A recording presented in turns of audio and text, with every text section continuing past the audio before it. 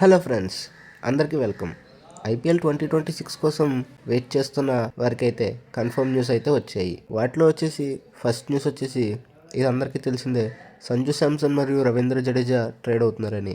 అలాగే సంజు శాంసన్ సిఎస్కేకి వస్తున్నాడు, రవీంద్ర జడేజా మరియు శామ్ కరణ్ అయితే ఆర్ఆర్కి అయితే వెళ్తున్నారు. ఈ ట్రేడ్ వచ్చేసి 99% అయితే కన్ఫర్మ్ అయిపోయింది. ఈ ట్రేడ్ జరిగితే ఏ టీంకి ప్లస్ అవుతుంది, ఏ టీంకి మైనస్ అవుతుంది, అలాగే ఈ ట్రేడ్పై మీ ఒపీనియన్ కూడా కామెంట్ అయితే చేయండి. అలాగే నెక్స్ట్ న్యూస్ వచ్చేసి రవీంద్ర జడేజా ఆర్ఆర్ టీంని కెప్టెన్సీ అయితే అడిగాడని న్యూస్ అయితే వస్తుంది.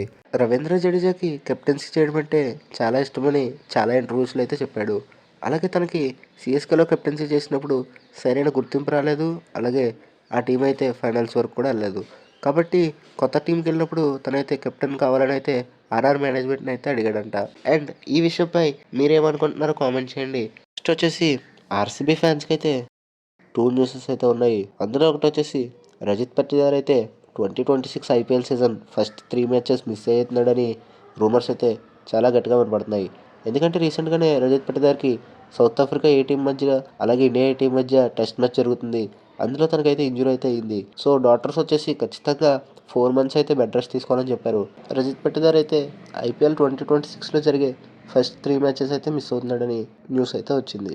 అండ్ అలాగే ఆర్సీబీకి సెకండ్ న్యూస్ వచ్చేసి ఆర్సీబీ కొత్త స్పాన్సర్ వచ్చేసి నథింగ్ ఫోన్ కంపెనీ అనే స్పాన్సర్ అయితే ఉంది. సో ఆర్సీబీ ఫ్యాన్స్కి అయితే ఇది ఒక గుడ్ న్యూస్ లాంటిదే. న్యూస్ వచ్చేసి ఎస్ఆర్హెచ్ ఫ్యాన్స్ కోసం అయితే ఎస్ఆర్హెచ్ క్లసిన్ అయితే రిలీజ్ చేస్తుందనే న్యూస్ అయితే 90% అయితే కన్ఫర్మ్ అని చాలామంది అంటున్నారు. ఎందుకంటే ఐపీఎల్ 2025లో క్లాసిన్ పర్ఫార్మెన్స్ వచ్చేసి చాలా పూర్గా ఉందని టీమ్ మేనేజ్మెంట్ అయితే అనుకుంటుంది.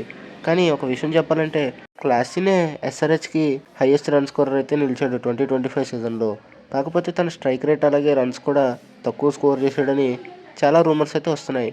మనం ఏది కన్ఫర్మ్ చేయలేము. November 15th అయితే కన్ఫర్మ్ న్యూస్ అయితే వచ్చేస్తుంది. కాకపోతే ఇంకొకటి ఏంటంటే క్లసిన్ మరియు ఈశాన్ కిషన్ అయితే ఎస్ఆర్హెచ్ టీం అయితే ఖచ్చితంగా రిటైన్ చేసుకుంటుందని కొన్ని ఆర్టికల్స్ అయితే వస్తున్నాయి. అలాగే నెక్స్ట్ వచ్చేసి షమ్మిని అయితే ఎస్ఆర్హెచ్ టీం అయితే రిలీజ్ చేసింది. డీసీ షమ్మిని బై చేస్తుందనే రూమర్స్ అయితే వచ్చాయి, కానీ అదైతే వచ్చేసి ఇప్పుడు అవ్వదు. ఎందుకంటే షమ్మి ఎల్ఎస్జీకి అయితే ట్రేడ్ అయితే అయిపోయాడు. ఇది వచ్చేసి అఫీషియల్ న్యూస్ అయితే కన్ఫర్మ్ అయిపోయింది.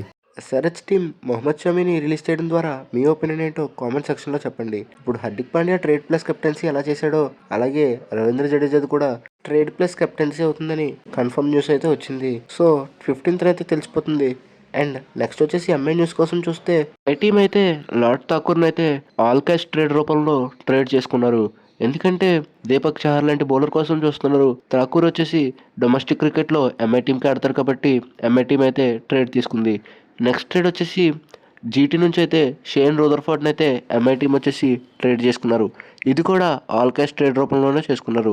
ఇద్దరిని 2 crores పెట్టి అయితే కొనుక్కున్నారు.